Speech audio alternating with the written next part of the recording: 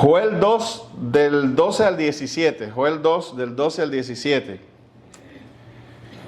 Por eso pues ahora dice Jehová, convertíos a mí con todo vuestro corazón, con ayuno y lloro y lamento. Ese primer versículo tiene una clave ahí. Es una enseñanza para ti, para mí. Lo voy a repetir. Por eso pues ahora dice Jehová, convertíos a mí con todo vuestro corazón, con ayuno, lloro y lamento. Rasgad vuestro corazón y no vuestros vestidos, y convertíos a Jehová vuestro Dios, porque misericordioso y clemente es, o mejor dicho, porque misericordioso es y clemente, tardo para la ira y grande en misericordia, y que se duele del castigo. ¿Quién sabe si se volverá y se arrepentirá y dejará bendición tras de él? Esto es ofrenda y libación para Jehová vuestro Dios.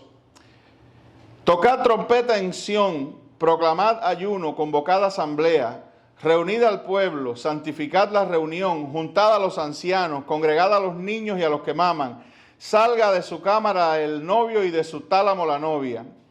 Entre la entrada y el altar lloren los sacerdotes ministros de Jehová y digan: perdona, oh Jehová, a tu pueblo, y no entregues al oprobio tu heredad, para que las naciones se enseñoreen de ella. ¿Por qué han de decir entre los pueblos, ¿dónde está tu Dios? Y Jehová, solícito por su tierra, perdonará a su pueblo. Bueno, hemos visto varias cosas de este pasaje. Amén. Que yo le he puesto como título a esta serie, no sé si se lo dije, pero si no se lo dije, si se lo dije, se lo repito, y si no, aquí va. La tomé del mismo texto. ¿Dónde está tu Dios? ¿Dónde está tu Dios? Yo pienso que una de las cosas más dolorosas que un cristiano puede escuchar es que se encuentre en una situación de deterioro espiritual, tal que la gente misma, la gente del mundo, le diga: ¿dónde está tu Dios? Eso es lo que la Escritura también llama ese oprobio, ¿verdad? Esa vergüenza de haber perdido, o de por lo menos a los ojos de los demás, haber perdido la mismísima presencia de Dios.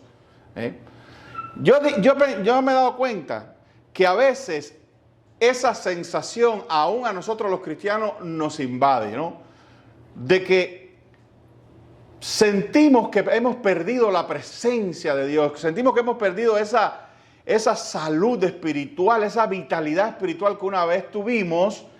Y yo creo que eso, incluso preocupación por eso, demuestra, número uno, obviamente que eres cristiano, porque te preocupa algo que tuviste y comienza a ser carga para ti. Pero creo que a veces eso es incluso disciplina de Dios.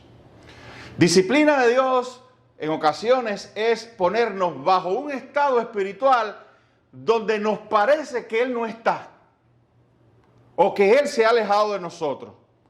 Y aunque posicionalmente no haya sido así, porque Dios es nuestro, una vez que el Señor nos rescata, nos salva, nos hace renacer y nos incorpora a su familia, somos hijos de Él para siempre. Él es nuestro Padre y va a ser nuestro Padre por la eternidad. Pero el Señor tiene la capacidad de retirar la sensación de relación con Él. La posición no varía, pero a veces la relación sí. Y muchas veces es producto, y ya eso lo hemos visto, ¿no? Hemos pasado por eso, es producto del pecado, es producto de abrirle puertas a cosas en nuestra vida que a Dios le desagrada, ya sea a través de prácticas secretas, ya sea a través de nuevas incidencias pecaminosas que vienen a nuestra vida, ante las cuales fuimos débiles. Y el pecado tiene esta capacidad de que entra por una puerta pequeña y entonces lo va tomando todo y va afectándolo todo, lo afecta a uno, afecta a las relaciones, afecta a la familia, pero fundamentalmente afecta el carácter de uno. Y por eso la gente puede distinguir una diferencia entre alguien que conocieron en una época cuando estábamos muy conectados y muy apegados al Señor y lo que empiezan a ver ahora. Y la gente ve una diferencia. Ve que algo ha cambiado. Entonces hemos visto, hemos pasado por que el resultado a veces de nuestros problemas externos radica en algo en el corazón que está mal. Y yo decía, no perdamos más tiempo y vayamos al corazón en vez de tratar de gastar tiempo, energía y a veces hasta dinero en arreglarlo de afuera. Amén. Yo tengo que pedirle al Señor que cambie mi corazón. La Biblia dice, os daré un corazón nuevo. Un corazón de carne ante un corazón de piedra. Otro llamado, creo que en el de Apocalipsis, es volver al primer amor. Pero todo esto son cuestiones internas que hay que dilucidar en la presencia del Señor. Y se dilucidan, habíamos visto, con arrepentimiento. Y el arrepentimiento, yo puse un corto por ahí sobre el arrepentimiento que me ha asombrado la cantidad de viewers que ha tenido. Pero estaba defendiendo esta idea. El verdadero arrepentimiento es rechazar, es como quererse convertir en otra persona. No, yo lo expliqué así, ¿no? El verdadero arrepentimiento es como quererse convertir, no solamente solapar un poco el pecado o decir, bueno, yo tengo que hacer quizás un arreglo aquí, otro allá. No, el verdadero arrepentimiento es renunciar completamente a este ser que soy y que producto de la contaminación de su corazón produce tales actitudes. Es como yo lo decía a modo de ejemplo, yo no quiero ser así. No quiero ser yo. Yo no quiero ser esa persona. Y le imponía un poco de dramatismo a esto diciendo, es como si yo soñara o anhelara ser otra gente, no el que soy ahora. Y eso se llega porque fíjate, mucha gente te dice, no, yo estoy bien, o no, yo no quiero ser, yo doy gracias a Dios como yo soy es como es, yo no tengo nada que arrepentirme. Yo creo que la persona que piensa así, de que no tiene nada que arrepentirse, está muy alejado del concepto bíblico del arrepentimiento. Amén. Entonces, el concepto bíblico de arrepentimiento es al contrario. Yo no quiero ser así. Yo no quiero ser esta persona que tiene estas debilidades, que tiene estas inclinaciones, que comete estos actos, que repetidamente cae en estas acciones que Dios llama pecado, que son malas, y no solo porque son malas, porque Dios lo dice, son malas por los resultados que acarrean. O sea, es un rechazo a mí mismo, pero no un rechazo fatal de mí mismo, un rechazo de lo que yo soy para quererme convertir en lo que Dios quiere, en lo que Dios me dice en su palabra que yo puedo ser. Ahora, ¿qué pasa? Y quizás eso me faltó en el otro, yo no tengo el poder para hacer ese cambio. Yo puedo solamente desearlo y el deseo es suficiente. O más que un deseo, una convicción. Amén. Porque yo no lo puedo hacer, pero Dios me promete que si yo llego a ese punto, a esa convicción de que hay algo fundamentalmente malo en mí, yo quiero ser cambiado, yo quiero convertirme en otra persona, Dios tiene el poder para hacer eso. Amén. Entonces, ese arrepentimiento es, estoy arrepentido y voy a aquel que realmente me puede convertir en otra persona. No solo que realmente lo puede, sino que me invita a ponerme en sus brazos, a depositarme por la fe en Él, para que Él, que es sobrenatural, que es mi creador, pueda realmente hacer otra persona en mí. Literalmente hacerme renacer. Crear en mí un hombre nuevo. O como dice el Salmo también, crea en mí, oh Dios, un corazón limpio. Entonces, ven como el arrepentimiento tiene, si se quiere, una doble... es como un arma de doble filo, una espada, ¿verdad? Tiene dos caras. La primera es, me arrepiento de lo que yo soy, me arrepiento del carácter de estas manifestaciones de la maldad que hay en mí y me lanzo a los brazos de aquel que me puede cambiar. Voy a Dios, voy a Jesús humildemente y le digo, esas mismas cosas, voy y le digo, Señor, yo no quiero ser así, cámbiame. Esa es una de las oraciones más poderosas que hay. Amén. Amén. El día que tú llegues a una docilidad y a una suavidad de corazón, que tú vayas a la presencia de Dios en oración, humilde, arrepentido y le digas, Señor, ya estuvo, no quiero ser más así, pero yo no me puedo cambiar, cámbiame por favor. Eso es poderosísimo y las puertas de los cielos se van a abrir delante de ti y la misericordia de Dios te va a visitar. Y el Espíritu Santo va a concederte precisamente eso. Tú ves cómo uno le pide cosas a Dios. Dame esto, dame aquello, dame lo otro. Muchas cosas materiales y algunas de ellas para satisfacer nuestras propias necesidades o la de alguien más. Pero cuando tú le digas al Señor, Señor, lo que yo te pido, el deseo de mi corazón ahora es que tú me cambies y me hagas diferente y me hagas el hombre o la mujer que tú quieres que yo sea. Yo renuncio al hombre y la mujer que yo quiero ser porque tú formes en mí el hombre y la mujer que tú quieres que yo sea. Eso en esencia es arrepentimiento y eso ocurre en el corazón. Porque hay gente cristiana que siguen en lo mismo, la misma manifestación, el mismo mal comportamiento, el mismo mal carácter, pues no se han arrepentido. Al corazón contrito y humillado Dios no desprecia. Amén. Entonces a veces pastoralmente no se oye bien, pero cuando un hermano o una hermana viene a ti o es señalado con un mismo patrón, con una misma... lamentablemente a veces la vía es decirle, hermano, tú tienes que llegar a un punto donde tú rechaces eso y te arrepientas delante de Dios y le pidas al Espíritu Santo que te transforme, porque ya tú no puedes con eso. Es lo que te estoy diciendo, porque no quiero disipar cualquier idea de que esto del arrepentimiento es algo que yo creo con mis propios esfuerzos. Voy, echo 2 o 3 lagrimitas, me siento mal, ya estoy arrepentido. No, el verdadero arrepentimiento reconoce que esta transformación, yo no puedo convertirme de un hombre viejo a un hombre nuevo a menos que un poder medie. Y el poder ese es el de Dios, el único. Es como yo tengo un cáncer, yo no me lo puedo sacar. ¿Quién me lo tiene que sacar? El cirujano. Amén. Entonces, el único ser que tiene el poder de transformar un ser humano, un Homo sapiens, es Dios.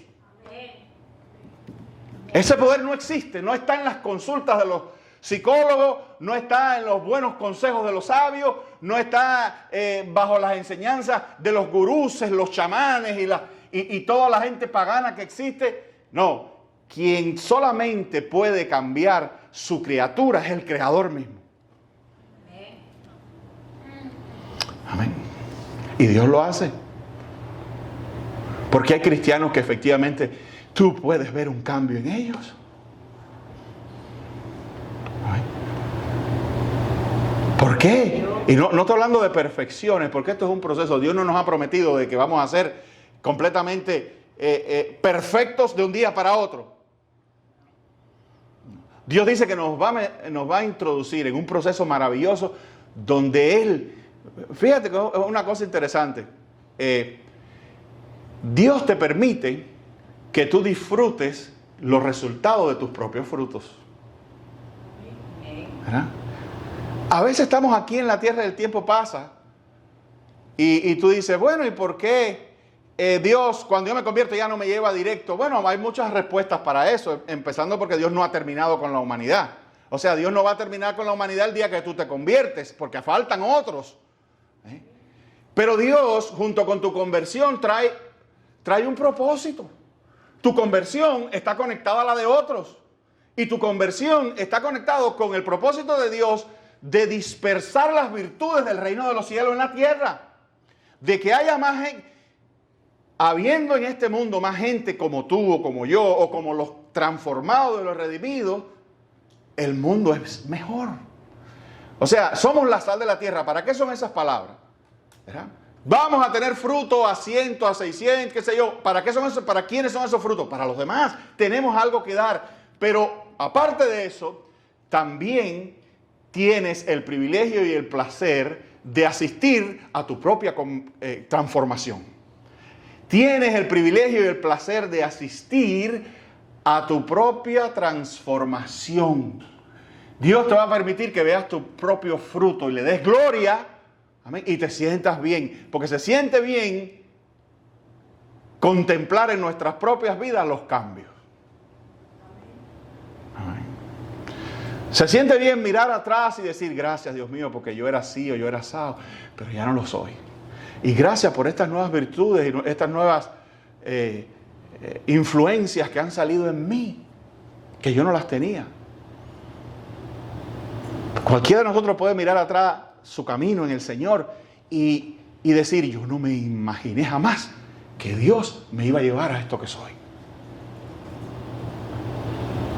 Ni en el lugar que estoy. Amén. Entonces el problema es el corazón. Ya vimos lo del arrepentimiento. Cristo es quien transforma nuestras vidas. Bueno, pasamos por rasgar vuestro corazón y no vuestros vestidos. Es esa constante regreso a la idea de que el problema es el corazón. Y te lo digo, es dentro. Los arreglos más grandes de tu vida están dentro. No es esa gente que dice, ay, mi vida, el soltero dice, ay, mi vida se va a arreglar cuando yo encuentre una persona. No, no es eso. Eres tú. Tu vida se va a arreglar cuando tú te arregles con Cristo.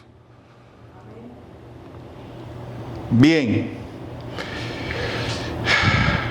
La misericordia de Dios es la esperanza del pecador. Miren esto que dice allí el mismo texto de Joel en el capítulo 13. Porque misericordioso es y clemente, tardo para la ira y grande en misericordia.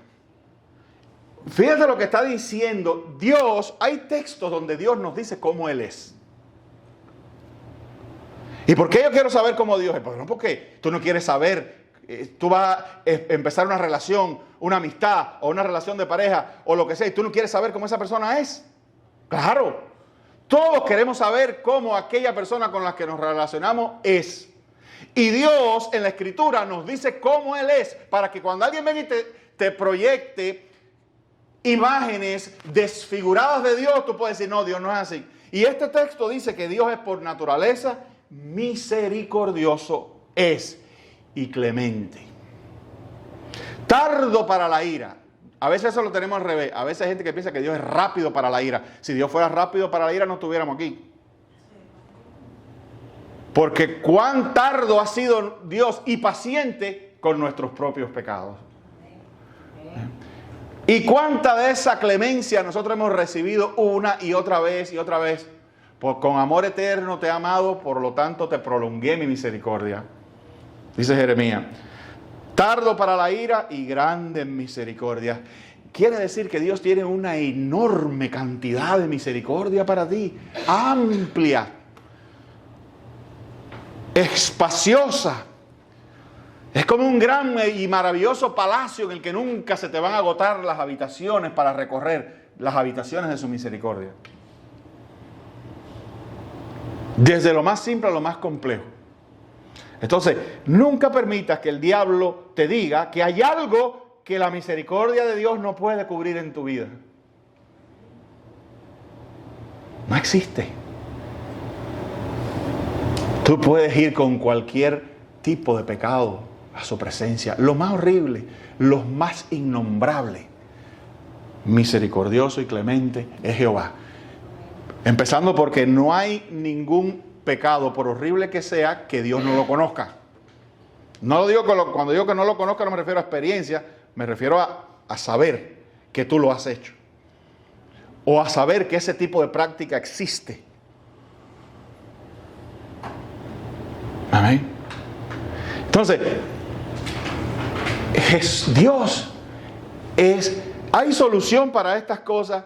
Bueno, para salir del oprobio, hay solución para rebotar de una temporada de alejamiento, una temporada difícil con el Señor o con la vida espiritual nuestra. Claro que sí. Pero ¿cuál es la única solución? Jehová. La misericordia de Dios. ¿Dónde puedes irte a arrojar? ¿Verdad? A lanzarte como quien desesperadamente no tiene a dónde ir y no sabe para dónde mirar. Pues mira hacia el cielo. Mira hacia Jehová. Y decimos al cielo en una expresión figurada, pero Él lo rodea todo, Él lo llena todo. Dios está aquí. Dios está cerca de... La Biblia lo dice, que dice que está cerca de tu corazón. Cerca de tu boca. O sea, que en cuanto hables, Dios está viéndote. Hay cosas que no tienen solución, ¿verdad? lamentablemente hay pecados de nosotros, de todos, que crean una circunstancia que ante los hombres es irreversible. A veces creamos un daño irreversible. Y cuando todo está dicho y hecho y no hay vuelta atrás, ¿pudiera yo salir aún de un entuerto grave, serio? Claro que sí, porque grande es su misericordia y clemente. Amén. Es. Amén. Amén. Claro que sí. Y eso es lo que Dios le está diciendo a ellos. Dios le está diciendo, arrepiéntanse todos, desde el más pequeño hasta al más grande. Y vuélvanse a mí. Mira esto, es Dios mismo quien le dice que se vuelvan a ellos. Que se vuelvan a Él, perdón. Dios mismo te está diciendo, yo te estoy hablando ahora y tú dices, el pastor está predicando. No, yo estoy predicando, pero la palabra de Dios es viva y eficaz y el Espíritu Santo te está llamando. Si Dios no fuera clemente y misericordioso contigo, no te hubiera traído hoy aquí para que tú no oyeras o no escucharas esto. No escucharas a Él diciéndote, vuelve a mí, que no vas a encontrar rechazo, vas a encontrar misericordia, pero ven arrepentido. No quieras traerme eso, ven con un deseo genuino de no ser así. ¿Aló? ¿O ya lo dormí? ¿Amén? Amén. Gloria a No, Dios. hay que arrepentirse de ese sueño, hermano. Gloria a Dios. Entonces, después del llamado al arrepentimiento, Joel presenta el fundamento de la esperanza del pueblo, el carácter de Dios. Oye, esto del carácter es tremendo, ¿no? Porque esto es un rasgo del carácter de Dios, que es compasivo. Tú no sabes que la gente lo definen ciertos rasgos del carácter. ¿A ti no te ha pasado que hay cosas que tú no te atreves a decirle a alguien porque ya tú sabes cómo va a reaccionar? Tú conoces su carácter, ¿verdad? Y nos cohibimos. No le digas. Cuidado cómo te acerca, cómo se lo presenta. No, de ese tema no, porque conocemos a la persona. Mire, Dios te está diciendo, la Biblia te está diciendo, no, Dios es misericordioso y clemente. Esa es tu esperanza. El carácter de Dios, el carácter perfecto. El carácter que no tiene brechas, que no tiene fallos. Y que una de sus más grandes perfecciones, conjuntamente con la santidad, es que es misericordioso. Amén. Amén. Bien. Amén. Las posibilidades de volver a Dios no están basadas en las capacidades del hombre para cambiar. Están basadas en la misericordia de Dios para recibir al pecador. Si Dios solamente fuera santo, ninguno podría permanecer delante de Él. Si Dios solamente fuera justo, todos recibiríamos castigo que merecemos. Pero Dios también es misericordioso. Su santidad no elimina su compasión. Su justicia no elimina su amor. Su ira contra el pecado no elimina su disposición a perdonar al pecador arrepentido. Dios se revela como misericordioso desde el Antiguo Testamento. Cuando Joel utiliza estas palabras, misericordioso y clemente y tardo para la ira y grande en misericordia, está recordando una de las revelaciones más importantes de Dios en toda la Escritura. Después del pecado del becerro de oro, Moisés subió al monte Sinaí y tardaba. Esta gente pensaban que ya Moisés sabía quién sabe qué cosa y dijeron, bueno, ahora nos quedamos sin Dios. Como se fue Moisés, nos quedamos sin Dios. Hagámonos un becerro de oro. Y se hicieron una imagen. De hecho, fíjate tú qué cosa, la gente, las mujeres y todo el mundo gustosamente donando oro para hacer un becerro. ¿Qué clase de estatua debió haber sido eso? Y cuando lo hicieron, dijeron los sacerdotes mismos, dijeron, Israel, este es tu Dios, adórenlo. Y la gente, y ¿sabe por qué les dio la adoración? Cosa extraña. Nadie les dio por cantar y por... No, hubo una especie, según los estudiosos, hubo una especie de carnaval y de orgía. Un pueblo que Dios mismo lo acaba de liberar. Se hicieron un becerro, lo adoraron, y lo que la idolatría produce siempre es una descomposición moral. ¿Verdad? Entonces, cuando los pueblos abandonan a Dios y se hacen un becerro, sea un hombre llamado Fidel Castro, o sea un sistema llamado comunismo, o sea una falsa religión llamada santería y religiones afrocubanas, o sea cualquier tipo de imagen o la nueva era, lo que sea, casi siempre el resultado es una descomposición moral y una decadencia que comienza poco a poco y lo va penetrando, lo va infiltrando solo. Hablando de trickle down, este concepto de la filtración de la riqueza de economía, bueno, este es el concepto de la filtración de la decadencia.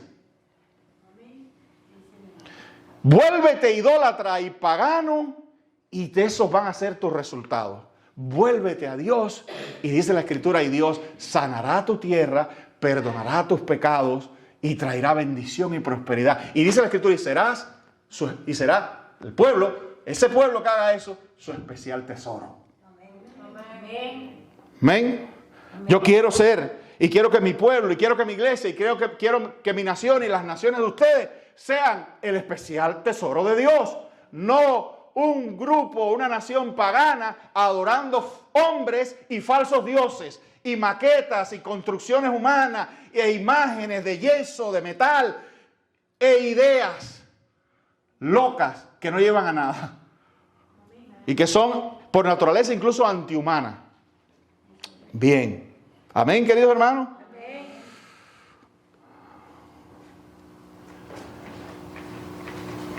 En lo que ocurrió después del pacto del becerro de oro, del becerro de oro, cuando Israel había quebrantado el pacto y merecía juicio, Dios se reveló a Moisés diciendo, esto fue después del becerro: Jehová, fuerte, misericordioso y piadoso, tardo para la ira y grande en misericordia y verdad. Eso está en Éxodo 34, 6. Entonces, Joel, que es posterior, está recordando eso. Y nosotros hoy podemos recordar a Joel y a Moisés también. Si nos vemos un día lamentablemente en un estado semejante al que el pueblo de Israel cayó, o un estado pecaminoso que puede constituirse en nuestra propia ruina, recordemos esto como lo recordó Joel y como lo mencionó Moisés. Jehová es misericordioso y clemente. Amén. Amén. Entonces eso es lo que le podemos decir a todas las naciones. ¿Cómo salimos de ahí? Volviéndonos a Jehová, que es misericordioso y clemente, lento para la ira, amén, y grande en misericordia. Amén.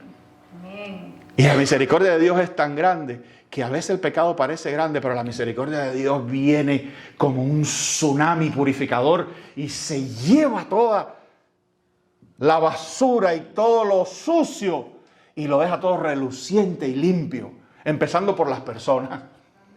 Porque personas relucientes y limpias producen naciones relucientes y limpias.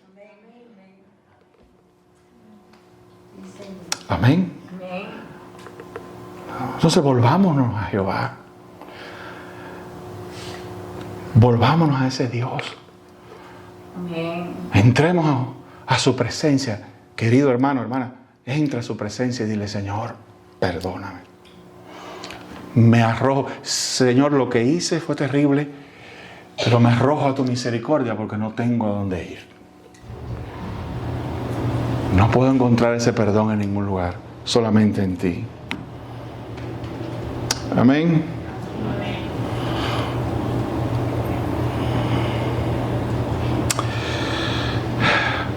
Bueno, el tiempo ha avanzado. Vamos a solamente terminar con esto. La misericordia de Dios no ignora la justicia. Algunas personas piensan que Dios perdona porque simplemente decide olvidar el pecado. Pero Dios no puede negar su propio carácter santo. El pecado es una ofensa real contra Dios y debe ser castigado. La pregunta es: ¿cómo puede Dios perdonar al pecado sin dejar de ser justo?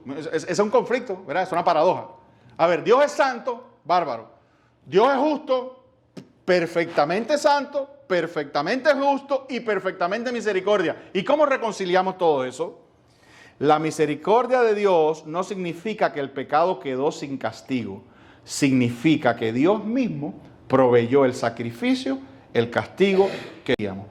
cayó sobre Cristo. El asunto es que la figura de Cristo reconcilia perfectamente todas esas cosas.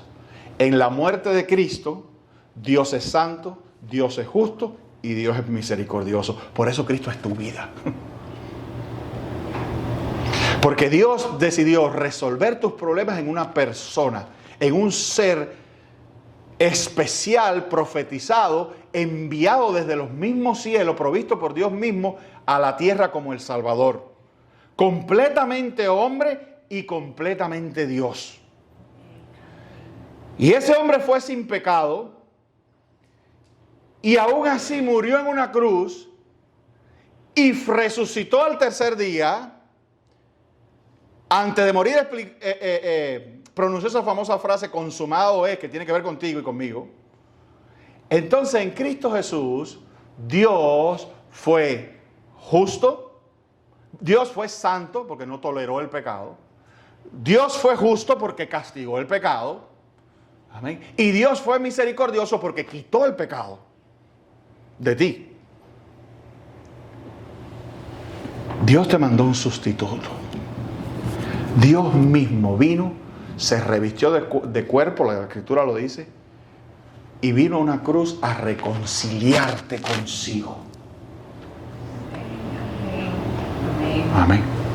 Eso está ahí para ti, para todos nosotros. Esa obra que está terminada, ese superávit de gracia, está ahí para todo el que quiera, hay de sobra. ¿Verdad? Entonces cuando tú, arrepentido, ¿verdad?, vas con esta fe y le dices al Señor, Señor, yo sé que en Jesús tú proveíste perdón y libertad y vida eterna para mí. Yo la quiero. Yo quiero en Cristo Jesús recibir esa nueva vida. No quiero ser igual. Y como tú mencionaste la clave, Cristo Jesús, Dios te abre, amén, las puertas de gracia y misericordia. Amén, hermano. Por eso Cristo es tan importante. Cristo es tan importante porque Cristo es el acto cósmico, si se quiere, el acto en la historia humana donde Dios decidió resolver el problema del pecado y lo hizo permaneciendo al final el justo, santo y misericordioso al mismo tiempo. Pero no hay otra vía, es Cristo. Hay que por fe apropiarse de ese acto de Jesús. Y Dios lo imputa, lo pone sobre ti, si tú con fe se lo pides. Ese crédito está allí. Los brazos de la cruz todavía están abiertos. No pierdas esa oportunidad, querido hermano, querido amigo. Amén. No pierdas esa oportunidad. Identifícate con Jesús y todo lo que Cristo consiguió es tuyo. Cristo consiguió satisfacer la santidad de Dios, la justicia de Dios y la misericordia de Dios. Todo está para ti. Pastor, pero aún así como cristiano me cuesta trabajo vivir la vida cristiana, la vida perfecta. Cristo la vivió por ti, no te preocupes. No te apures, que no hay pecado ni manifestación del mal que surja incidentalmente en ti que no haya sido cubierto ya por su sangre. Sigue pegado a Él, recordándole que tú eres su hijo y renunciando siempre a aquello que a Él le desagrada, diciéndole: yo, Dios mío, no quiero ser así. Dame la justicia de Jesús. Ya yo tengo este rasgo y veo a Cristo. Padre, yo tengo este rasgo y veo a Cristo, pero me veo tan lejos de eso porque donde yo hago X y Y, Cristo era tan perfecto. Dile a Dios: dame de Jesús. Dame de ese carácter de Cristo que venga y tome control del mío. Y Dios lo hace. Amén. Amén. Que Dios nos bendiga, queridos hermanos.